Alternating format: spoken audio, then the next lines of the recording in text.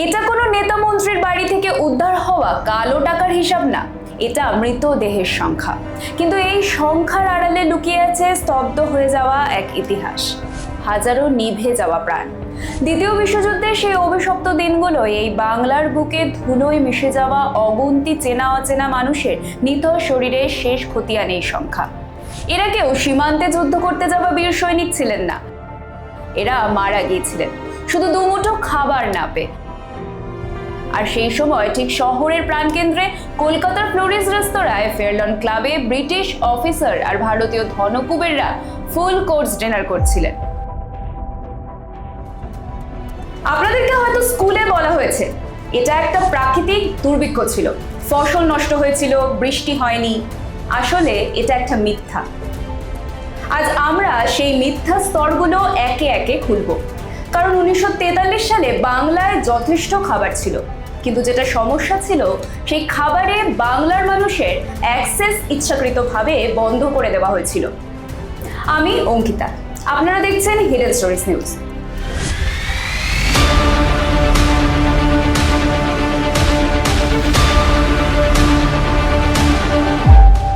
1942 সাল, দ্বিতীয় বিশ্বযুদ্ধ তখন এশিয়ায় নতুন মাত্রা নিয়েছে। ফেব্রুয়ারি মাসে সিঙ্গাপুর পড়ে গেল, মে মাসে বার্মা জাপানের হাতে চলে গেল, আর হঠাৎ করে বাংলা পরিণত হলো ব্রিটিশ সাম্রাজ্যের সামরিক সীমান্তে। লন্ডনে বসে উইনস্টন চার্চিল এবং তার ওয়ার ক্যাবিনেট তখন একটাই প্রশ্ন করছে, জাপান যদি বাংলায় ঠকে তাদের কি পাওয়ার সুযোগ দেওয়া যাবে? উত্তর এলো ডিনায়াল পলিসি বা অস্বীকার নীতি। এর সহজ মানে শত্রুপক্ষ যেন বাংলায় এসে কোনো সম্পদ না পায়, সেটা নিশ্চিত করা। কিন্তু সমস্যা হলো এই নীতি শুধু জাপানিদের আটকায়নি। 1942 সালের মে মাস থেকে উপকূলীয় বাংলায়, বিশেষত মেদিনীপুর, চট্টগ্রাম, খুলনায় নৌকা বাজেয়াপ্ত করা শুরু হলো। এই নৌকাগুলো ছিল স্থানীয় জেলে ও কৃষকদের জীবিকার মূল উৎস। সরকারি নির্দেশে 10,000-এরও বেশি নৌকা নষ্ট করা বা সরিয়ে দেওয়া হয়। মাছ ধরা বন্ধ, নদীপথে যোগাযোগ বন্ধ, খাদ্য পরিবহন ব্যবস্থার মেরুদণ্ড ভেঙে দেওয়া হলো। কিন্তু শুধু নৌকো নয়, ডিনায়াল পলিসির দ্বিতীয় স্তম্ভ ছিল স্কচড আর্থ, অর্থাৎ শত্রু আসার আগেই সব পুড়িয়ে দাও। 1942 সালের মধ্যভাগে উপকূলীয় জেলাগুলো থেকে সরকারিভাবে চাল সরিয়ে নেওয়া হতে থাকে। যুক্তি ছিল জাপান যেন সেই চাল না পায়। কিন্তু ঐতিহাসিক মধুশ্রী মুখার্জি তার গবেষণায় দেখিয়েছেন এই চাল বাংলার সাধারণ মানুষকে দেওয়া হয়নি, এটা গেছে সামরিক গুদামে এবং সিলন বা শ্রীলঙ্কায় রপ্তানিতে ব্রিটিশ সৈন্যদের জন্য। একই সময়ে 1942 সালের অক্টোবরে আঘাত করল বেঙ্গল সাইক্লোন এবং ব্রাউন স্পট ধানের রোগ। ফলন কিছুটা কমলো, কিন্তু সেটা দুর্ভিক্ষ তৈরি করার মতো যথেষ্ট ছিল না। খাদ্য বিশেষজ্ঞ অমর্ত্য সেন পরে প্রমাণ করেছেন 1943 সালে বাংলায় মাথাপিছু খাদ্যশস্যের পরিমাণ 1941 বা এমনকি 1950 সালের চেয়ে কম ছিল না। অর্থাৎ খাবার কিন্তু ছিল, কিন্তু তা ছিল নাগালের বাইরে। এটাই ছিল আসল ভিত্তি। একটা অঞ্চলকে সামরিক কারণে অর্থনৈতিকভাবে নিরস্ত্র করা হয়েছিল। তারপর যখন সংকট দেখা দিল, প্রশাসন সেই সংকটকে স্বীকার করতে অস্বীকার করল। কিন্তু কিভাবে? সেটাই হলো দ্বিতীয় অধ্যায়। 1942 সালের শেষ দিকে বাংলার বাজারে একটা অদ্ভুত ঘটনা ঘটেছিল। দোকান থেকে চাল উধাও হয়ে যাচ্ছিল, কিন্তু গুদামে চাল ছিল। ভাবছেন কারা সেই চাল লুকিয়ে রাখছিল? সরকারি লাইসেন্সপ্রাপ্ত ব্যবসায়ীরা, যাদের বলা হতো মহাজন বা লাইসেন্স ডিলার্স। এদের একটা বড় অংশ জানতো যে সংকট আসছে এবং তারা চাল মজুত করে রেখেছিল। কারণটা সরল, যত বেশি সংকট তত বেশি দাম। এই হোর্ডিং শুধু লোভের ফলাফল ছিল না, এটা একটা ব্যবস্থার ফলাফল, যেখানে সরকার প্রাইস কন্ট্রোল দিতে অস্বীকার করেছিল এবং ডিস্ট্রিবিউশন সিস্টেম চালু করেনি। আর এর সঙ্গে যুক্ত হলো আরো একটি সিদ্ধান্ত, যেটার কথা হয়তো ইতিহাসের বইতে প্রায় আসেই না। 1942 সালের মাঝামাঝি ব্রিটিশ সরকার একটা নীতি নিল, ক্যালকাটা এবং মুখ্য শিল্পাঞ্চলে প্রায়োরিটি রেশনিং চালু হবে, অর্থাৎ যারা যুদ্ধের কাজে লাগছে তারা আগে খাবার পাবে। যেমন ধরুন সরকারি কর্মচারী, সামরিক কর্মী, ওয়ার ইন্ডাস্ট্রি শ্রমিক। কিন্তু গ্রামের চাষি, জেলে না, তারা সে তালিকায় ছিল না। আর এই প্রায়োরিটি সিস্টেম বাস্তবায়ন করতে গিয়ে কলকাতার আশেপাশের জেলাগুলোতে বাড়তি চাল টেনে আনা হতে থাকলো।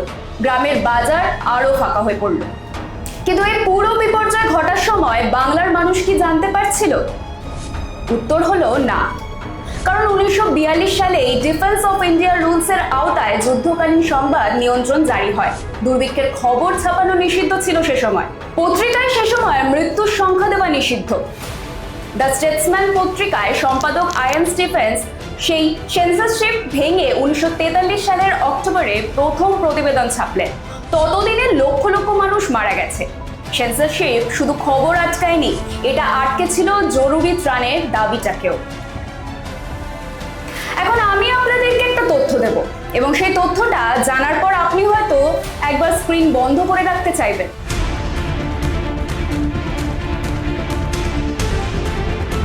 1943 সালের মাঝামাঝি, যখন বাংলায় প্রতিদিন হাজার হাজার মানুষ মারা যাচ্ছে, অস্ট্রেলিয়া সরকার ব্রিটেনকে প্রস্তাব দিল আমরা বাংলায় গম পাঠাতে পারি।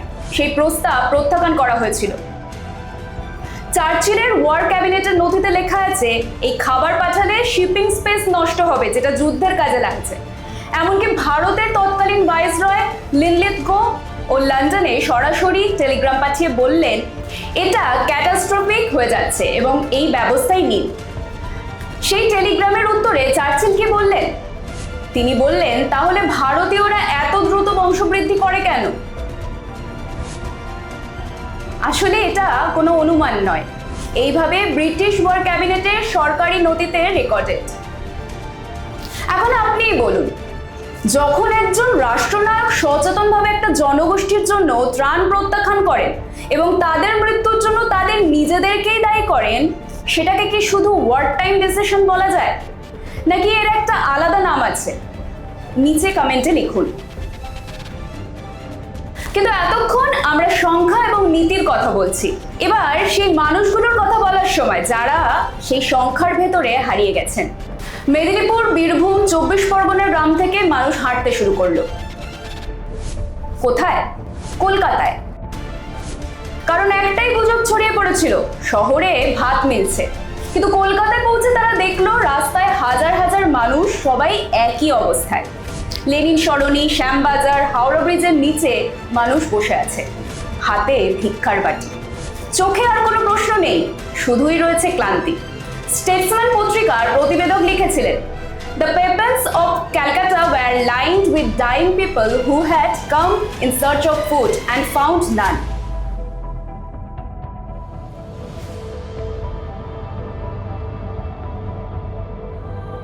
চিন্তা করুন তো, রাধারানী মেদিনীপুরের একটি গ্রামের মা, তার ছেলে প্রথম মারা গেল, তারপর মারা গেল স্বামী। তিনি দুই মেয়েকে নিয়ে হাঁটলেন কলকাতার দিকে 300 কিলোমিটার।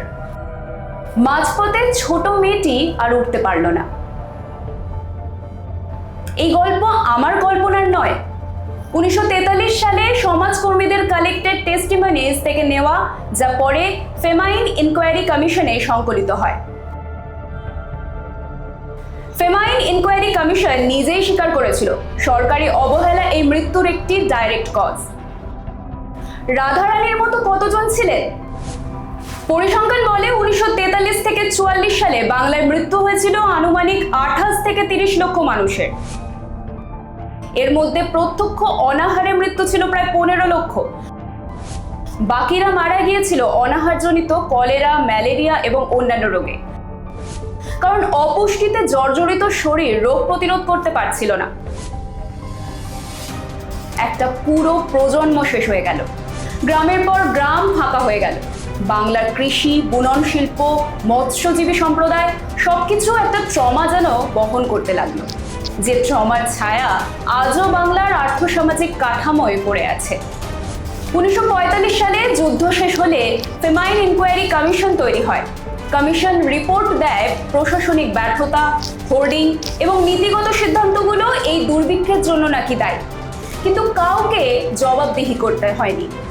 উইনস্টন চার্চিল 1953 সালে নোবেল প্রাইজ পান সাহিত্যে, আর বাংলার সেই 30 লক্ষ মানুষ, তাদের কোনো মেমোরিয়াল নেই, তাদের নামে কোনো আন্তর্জাতিক স্বীকৃতি নেই।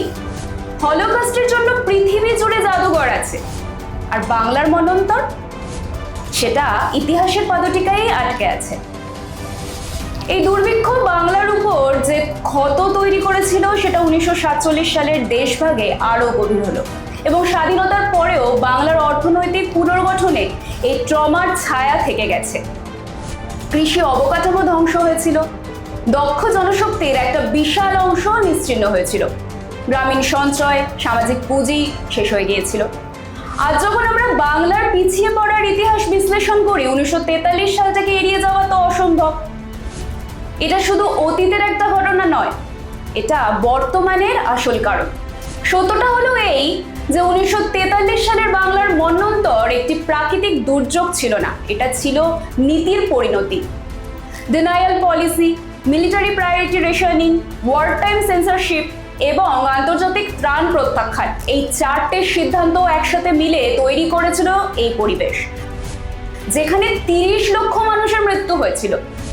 এটাকে কি বলবেন সেটা আপনার সিদ্ধান্ত, কিন্তু ইতিহাসকে দুর্ঘটনা বলে এড়িয়ে যাওয়া সেটাও একান্তই একটা সিদ্ধান্ত, একটা নৈতিক সিদ্ধান্ত। 1943 সালে বাংলায় একটি প্রবাদ তৈরি হয়েছিল। মানুষ বলতো, ফ্যান দাও মা, ফ্যান দাও, শুধু ভাতের মার, শুধু সেটুকুই। কিন্তু সেটুকুও ছিল না। আমরা যখন ইতিহাস পড়ি তখন শুধু সংখ্যা দেখি, কিন্তু প্রতিটি সংখ্যার ভেতরে একটি মুখ ছিল, একটা নাম ছিল, ছিল একটা স্বপ্ন। সেই মুখগুলো আজ নেই, কিন্তু সেই মুখগুলোর প্রশ্নগুলো এখনো আছে। কে দায়ী ছিল? কেন আটকানো হয়নি? কেন আজও স্বীকার করা হয় না? এই প্রশ্নগুলো কেউ আপনাকে জিজ্ঞেস করেনি, কারণ এই প্রশ্নগুলো তো অস্বস্তিকর। কিন্তু এই চ্যানেলটা অস্বস্তিকর প্রশ্নই করে, কারণ ইতিহাসের সত্যটা সবসময় আরামদায়ক নয়। এই ভিডিওটা নিয়ে যদি আপনার কিছু বলার থাকে তাহলে এর পরের অধ্যায়টা অবশ্যই দেখুন, কারণ 1943 সালের মন্বন্তর যেখানে শেষ হলো সেখান থেকেই শুরু হয়েছিল 1947-এর দেশভাগ, এবং সেই দেশভাগও ঠিক যতটা স্বাভাবিক মনে হয় ততটা কিন্তু ছিল না। সেই গল্প থাকবে পরের ভিডিওতে।